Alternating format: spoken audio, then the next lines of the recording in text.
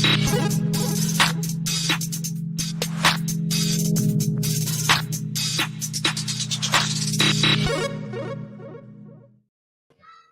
mediocre Thanksgiving slate is in the books, and we are live for the Pick and Power Hour to talk about the Week 12 Underdog Fantasy slate. It's Black Friday. We've got the DFS Dominator loaded up. It's time to dive in.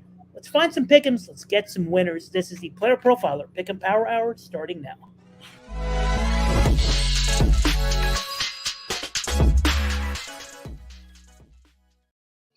Welcome back to the Player Profiler Pick and Power Hour. We're your hosts, Ahaan, Rungta, and Trevor Tipton, always with a new background these days. Trevor's been on the move, cross-country, but always with us, finding us winners. And Trevor, you almost gave us a three-pick winner yesterday, but a little bit of a weird Thanksgiving slate. Walk us through what happened. I mean, if you tell me on my slip that it's CeeDee Lamb that sells us out, I would have lost that bet if we were betting money on who sells me out. We started off so good, and then it was wah. Detroit is in trouble. Like, this is a couple weeks in a row. They should have lost Chicago too. They had all that momentum, and then that stupid going for it where they just gave it all up. If they go stuff them 3 and out after that, I think it's a different game. We knew one of the dogs would win. We all hoped it'd be Washington, but I literally told you before this. I'm so mad at myself. I told you, and I bet it, that I loved Sam Howell pass attempts, and I did. I went Lamb because I'm like, I'm just going to go safe. It's CD. Washington has given up the most yards in the league. They can't defend anybody, and that was who sold us out. And I would argue right now, as of today, my Niners are the best team in football as of this week, health-wise, how they looked. I don't get why Shanny continues to throw the ball in those situations or brought through that pick. I mean, they've thrown the ball 5 straight times. They didn't need to there. I don't understand that when we have not just 2, we have 3 capable backs, right? CMC, Elijah, and Jordan Mason can bang. But as usual, some of it, if you're a Seattle fan, that was ugly. As a Niner fan, that was a blast to watch and Thanksgiving night with. And we just watched, if you're with us right now, I just watched the craziest end to a first half I've watched in a long time. Keep starting Tim Boyle, Jets. Keep letting him throw 100-yard pick sixes. Way to go. This is the first show in Player Profiler Pick and Power Hour history that we are doing during an NFL game, and it just happens to be that right as we were setting up for stream, we go into halftime, and Tua Tagovailoa and Tim Boyle on back-to-back snaps, pretty much, barring the failed extra point. Back-to-back snaps, pretty much, throw pick sixes. So that was cool. As someone who has a little bit of Garrett Wilson, I figured Tim Boyle, Hall of Fame, feed your alpha kind of guy. When he was with Amon-Ra St. Brown for a couple of games, he spammed that dude, and then there was one game with Hawkinson and Amon-Ra, and he literally almost all the targets went to the two of them. So I had some hope for Garrett Wilson in this one, but it's the third quarter. We've yet to see anything happen there. So we're just sitting on that. Luckily, we don't have much pick-em action on this game. We knew it would be ugly. So here we are. Thanksgiving slate-wise, you said it with the 49ers. I mean, I succumbed to the fact that the 49ers were the best team in football for a while, and it was essentially week 3 when I came to the conclusion that Brock Purdy is actually good, because that was the only question mark coming into this season, and in my eyes, that was answered pretty early into the season. So it was tough watching Geno Smith play through injury. I mean, it was always going to be tough regardless against the 49ers. Got to give a shout out to Charvarius Ward. I talk a lot of smack about not many people being able to guard DK Metcalf when his quarterback is right and actually throwing the ball to him. But Charvarius Ward was in DK Metcalf's head last night, and it 2 games of getting cooked, right? I went after the DK Metcalf receiving yards. I was going to be like, I'm not going to overthink it. The 49ers secondary hasn't been great this season. He's cooked Charvarius Ward twice, and you could tell after the game in the postgame while they were eating turkey, Charvarius Ward essentially, for all intents and purposes, said, yeah, it was a statement game for him, right? So to make sure DK doesn't go off, and that's exactly what happened. So got to give a shout out to him. And yeah, through CeeDee Lamb, I mean, if Dak is if 100% accurate on CeeDee Lamb targets, he probably gets 7 receptions. He missed him a few times downfield, but it is what it is. It's part of the game. You're going to lose some, you're going to win some, but we're here to find some winners. Shout out Toronto Dave in the chat. Just as last time, if you have not already checked out the Underdog Pick Generator, this is the chance to do it. This is your best day to do it because Player Profiler is running a Thanksgiving/Black Friday sale, and Player Profiler is excited to announce that you can get the all-in package for just $10 using promo code HOLIDAY, as we get thanks to the Underworld community for another great fantasy season. And with this, you will get the award-winning rankings, data analysis tool, the DFS Dominator, and the Dynasty Deluxe package, all in time for your playoff push. And the DFS Dominator contains our early leans for the Sunday slate for the Underdog Pick Generator. And this sale closes tonight at midnight, Black Friday. So last chance, go get it for $10. And we have 15 picks up for the Sunday slate of Week 12. And we're about to go through our favorite ones and finalize our entries. But before we head into that, let's just hear a quick word from a sponsor. Oh, I see it every day online, every single day. Hey, that looks like a great fantasy team in an 8-team league. Oh, wish I could be in a league with you, right? Well, guess what? Now you can respond with, sure, let's play on Bettle. That's the beauty of this platform. This new Bettle platform standardizes all position scoring. So you just load your team and you challenge your friend, your colleague, Twitter troll, and you can browse other teams and issue challenges. Bettle is revolutionizing fantasy football. And with code UNDERWORLD, you get a $100 instant deposit match plus a free $10. So even if you deposit $20, you get $50. Think about that. So go to Bettle.com. The code is UNDERWORLD. Bettle.com. The code is UNDERWORLD. Or click a link in the description. It's fun to be right. We're back on the Player Profiler Pick and Power Hour, where we're about to talk Week 12 Underdog Fantasy Slate. If you want to play Pick'ems on Underdog, you can join using promo code Underworld and check out the DFS Dominator for our early leans for the Sunday slate. Every Friday morning, we upload our early leans. But right now, live on the show, on the bonus show, we are going to lock in our entries, our first bit of entries for the Week 12 slate. As usual, Trevor, you started off. Well, 3 of my early picks are already gone, like legitimately just gone because I had them this morning and now we're recording later in the day and they're not available. But you just said it. I'm not going to overthink this today. We're just going to keep this real simple. We're going to go to, each team's what's arguably for one team, it's for sure their best offensive weapon. The other team, it's arguable. But we're going to start off with Mr. Adam Thielen. This is just simple for me. Don't overthink it. We are going over 6.5 receptions for him.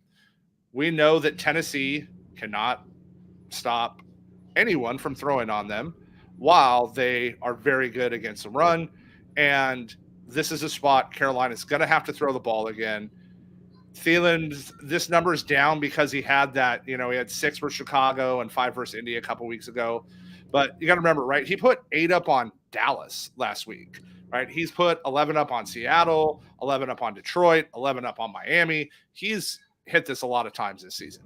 So he is a target. He is getting all the target share. They're running 40-plus passing games a game. I think it's 41.7. And, he's getting 10-plus targets a game. So that's what we want. We want volume, and we want to attack bad defenses. So Tennessee's technically middle of the pack and like receptions allowed, but in the other pass defense metrics, they're just outright terrible. So this is a simple one for me. I want to get it locked in while it's still 6.5. I believe this is going to end up at 7. So again, we're going to keep this short and sweet today. Adam Thielen, higher than 6.5 receptions. Don't overthink it. He is the main target in Carolina, and they get that wonderful Tennessee defense this week. I like it. I mean, if there's a one spot where Bryce Young can complete a few passes, it's probably Tennessee right now that Kevin Byard is gone. And I also think this will be another negative game script, or another game script where they will have to pass the ball and have to produce something that way, because Tennessee's run defense is good. And if you haven't caught up yet, it's not like Chuba Hubbard is going to blow the world on fire and carry the team on his back anyway. So I like the keep it simple. Just take the guy that's been a wagon. Yeah, and then we're going to go over to what is the alpha wide receiver on their team. He is arguably their best offensive player right now with the way they're playing, and that's Michael Pittman of the Indianapolis Colts. So they get the Tampa Bay defense this week, and this is just a spot again. Garner is targeting him. This is simple. This is easy. He's had 8 or more receptions 7 times this season. 7 times. Like, Cleveland shut him down, but Cleveland's like shut down like everybody. But the last 3 weeks, he's had 8 versus, 3 games. New Orleans, Carolina, New England, he's had 8 receptions in every game. And if you were looking at a sports book, this is juiced up to 8.5, or this is 5.5, but it's juiced up. So this is 6 at underdog for the higher. I'm comfortable going there with his target share. He's averaging 9.8 targets a game. He has got tons of yak. He's getting tons of air yards. Like, he's getting all the things we want to see in this type of offense. And most importantly, he is Gardner Minshew's blankie. When Gardner Minshew is in trouble, running around, letting those lovely locks flow out the back of his helmet, and he will get chased a little bit here by Tampa Bay's front, right? We know they're going to bring pressure. We also know they run a ton of zone, and we saw what the 49ers just did to this zone defense, right? You just watched what the zone killer Brandon Ayuk did. That is something Michael Pittman is very good against zone. And so, again, this is just simple. Worst case scenario is it's a 6 and we push, but we're just going with studs this week. I'm not getting cute. I'm not getting complicated. We're just going to keep this simple and easy. So Michael Pittman of the Colts, higher than 6 receptions. And let me lock this in, because if it moves, it's been a weird day, and I'll probably throw my computer. We've locked in Trevor's entry for the week. I got it. I actually got it in. It did move. Well, considering I've literally lost my 3 picks before this, that's why I decided just to keep this just simple here, right? We're just going to go with the 2 alpha receivers on each of their teams. And, the only reason I say Pittman is the best is because obviously JT's on that team. We know JT's an alpha, but again, Pittman's getting all the targets, all the love. This is, again, just don't overthink it. Go use the best guys. I love it. Keep it simple. Adam Thielen, higher than 6.5 receptions, and Michael Pittman Jr., higher than 6 receptions. I love it. A 2-piece from you. I'm also going to keep it simple, and I'm going to call my 2-piece the agenda pack. And if you are familiar with some of my takes, you might already know which way I might be going on this one. So first off, there's a fascinating there are a few fascinating games in this one. One of the highest totals on the slate, Eagles-Bills. I think it's the game where you're probably going to see the most betting action in the world, right? People are going to try to pick a side, Bills, Eagles against the spread. There's going to be a lot of Jalen Hurts, rushing tickets. There's going to be a lot of Jalen Hurts anytime touchdown tickets, and a lot of people who are going to stand by the Bills. And I'm sure every Sunday morning I'm going to see a tweet by someone saying, this is Gabe Davis's week. He's going to put up 200 yards. But I'm going to keep it simple, right? I'm going to fade a bad player facing a tough matchup who has been heavily game script dependent, and he gets the wrong kind of game script. And this one, most likely, James Cook, I'm taking his lower than 46.5 rushing yards. Now, you might think this line is very low because you look at his game logs. He's had a few 100-yard games, and efficiency-wise, if you just look at the yards per carry, he's been solid, right? You take a look at who he's faced, though, and a lot of these are just Mickey Mouse wins, essentially. His best performance against the Raiders, I'm not impressed. The Broncos, before they started picking up a little bit steam defensively, and even then, the Broncos' run defense hasn't been great recently. The Commanders, the Bills were up 37-3, and they just ran it down the gut 15 times with James Cook and a few times with some other guys. The Jets, they were up they won the game 32-6, up all game. They ran it 17 times. The New York Giants, need I say more? And you look at when they have played competitive games, it has been a little less of James Cook, and he's also had efficiency issues when he faces run defenses with the pulse. Against the Patriots, it took him 13 carries in a mostly positive game script to get to 56 yards. Against the Jets in the game where it was actually close back in week 1, only got 46 yards. Against the Dolphins, even though he had a positive game script, 29 yards on 12 carries. Against Cincinnati, another close game. They lost that, 6 carries, 20 yards. And then Jacksonville, they were down a lot of that game, 5 yards and or 5 carries, -4 yards. Let me check the math real quick. That's not very good. Okay, so he faces this week an Eagles run defense where that's their strength, right? The Philly, kind of like San Francisco, their secondary has been a little bit disappointing, but their run defense phenomenal, among the league leaders in rush DVOA, run stop win rate. This is a player that's very reliant on offensive line play, now facing a tough matchup where the Bills might not be able to block as well as they usually do. Give me James Cook, lower than 46.5 rushing yards, a lot of routes to this, game script, just bad efficiency, etc. He is a sit for me this week in fantasy. And I own a lot of James Cook. I love it. For me, it was always a use out of the backfield. And I think he'll get some use there. But again, this is not the spot. If you have a better option, this is not the spot to line up against this Philly team. In season long, right? Like, hey, we're end of November, it's Thanksgiving week. This matchup this week really matters for playoffs for a lot of people. I'm not riding with Cook here, and I love me some James Cook. I'm close to hitting some season longs on him.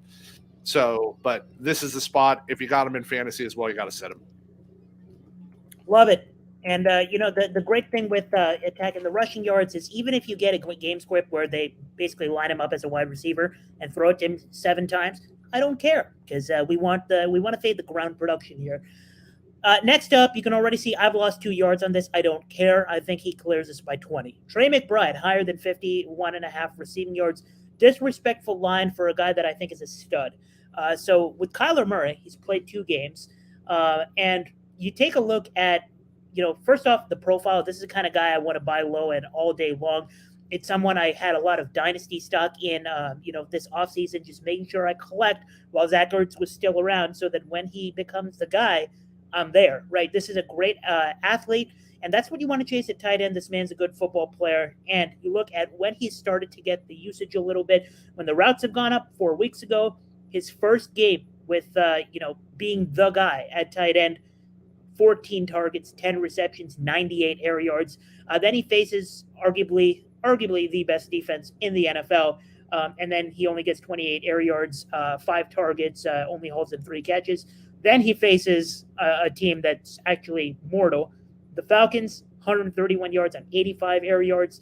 And then last week against Houston, 43 yards, 47 air yards, so but 7 targets. This is what we love to see. So we're getting a buy low because he just went under this line last game. But the Rams secondary, not the best. They defensively, pass-wise, they've kind of teetered down to what we thought they would be before the season started, when all of us thought they would be pretty bad. They've not been great recently, and that's exactly what I want to target here. Again, this is another high total. It's one of the highest game totals on the slate. So if you're building some DFS stacks, I love me some stacks in this game. If Cooper Kupp is healthy enough, it looks like he's going to play. If you want to build a stack and you have Cooper Kupp as your guy, pair him with Trey McBride as your tight end. So this is a kind of DFS stack kind of game where if the game is close, as Vegas suggests, if the game is somewhat high scoring, as Vegas suggests, Trey McBride's going to easily clear this projection of 51.5 receiving yards. I think he gets around 70, so I'll take the higher there. That's my 2-piece. I like it. Trey's another, right? You've seen us. We've targeted a lot of tight ends. I was going to target a tight end this week, and we lost his line because, again, it was early this morning. But this is there's just, the NFL has finally figured out that it's not a blocking role. That, hey, you take these 6'4" to 6'6", 220 to 260-pound guys that run under 5-second 40s, and they are a nightmare to cover. This is Sorry, go ahead. I just love this spot. If I'm in Dynasty, I'm buying a ton of Trey. You mentioned the sub 540, and I was like, shout out Jake Bobo, by the way. Functioning as an NFL wide receiver, having one of the worst athletic profiles at the position ever. So shout out to him. We love our good non-athletes around here. But I'm going to lock this in now for half a unit. James Cook lower than 46.5 rushing yards. Trey McBride higher, 51.5 receiving yards. And Trevor, you're rolling with the receptions higher on Adam Thielen at 6.5 and higher on Michael Pittman at 6. So you can get the push equity there just in case he does land at exactly 6. I love it. This looks like one of those sneaky good cards where it looks like we're going after ugly stuff. Like, I mean, in my case, I'm going after the ugly stuff, right? Like the James Cook lower, right. And then the Trey McBride, the guy that nobody wants to back. You know, Kyler Murray's only playing a third game, but this looks like a sneaky 4-0 card. Yeah, I mean, I have to trust Bryce Young, which is incredibly fearful, right? Like that's like, and I love me some Minshew. Like I think he's a great guy, but it's Gardner Minshew. There's a reason he's a backup in the NFL and not a bona fide starter. So, but at the same time, I think they can get enough throws out that we're comfortable. Like I said, I don't want to be tied to yards with this on our pick'em, and so we're gonna go there. My unicorn says, you know, he's riding with us today. So we're, if you guys noticed, I got to actually travel again this upcoming week. So you'll see me again on the road. Unfortunately, we had some family stuff come up, but it's, we're going to have continued changing backgrounds, and we hope everybody had a good Thanksgiving. I sure did. Got to spend it with friends and family. And, you know, remember this, guys. You'll look back 5 years from now and wish you were as young, as healthy, and as pretty as you currently were then that you will be 5 years from now. So be thankful for that. Absolutely. And I'm thankful I got to spend this third quarter of the Dolphin-Jets game with you and people in the chat instead of actually paying attention to this god-awful game. And if you missed it earlier in the show, we mentioned there's a sale going on till midnight tonight on Friday. You can get the DFS Dominator and everything else, part of the all-in package of Player Profiler for just $10. You can see all our other underdog picks for Sunday as well. But for now, we'll see you next Wednesday, same time, 4:30 p.m. Eastern time, for the Week 13 show, hopefully after a 4-0 card. Hey, I want to take a moment to thank you for tuning in. It's important to me that all of our media be free. This is only possible because of you, allowing a true independent sports media enterprise to thrive unlike any other in the business. So please subscribe to the All-In Package to continue to make all of this possible, to ensure that all of our stats, information, data, content is available to you, especially you, the people that get the site and get the show.